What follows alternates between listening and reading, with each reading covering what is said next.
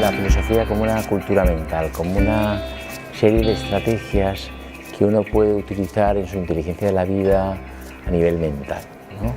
Y entonces lo que se propone es una vía intermedia, una tercera vía entre, digamos, el materialismo, el idealismo, la filosofía existencialista y la filosofía analítica, una tercera vía que sería la filosofía, lo que yo llamo la filosofía de la percepción. Y cómo nos relacionamos con nuestros deseos, cómo nos relacionamos con nuestras aspiraciones, cómo mentalmente nos relacionamos con lo que nos ocurre en la vida. Hay un digamos, desencanto de esa sociedad del entretenimiento y la gente busca respuestas, se hace preguntas y se da cuenta de que la vida es algo que va en serio y entonces, digamos, una de las consecuencias de esa, digamos, preocupación es acercarse a la filosofía, que es una de las tradiciones que ofrece respuestas o ofrece formas de estar en el mundo y formas de preguntar a la vida, ¿no?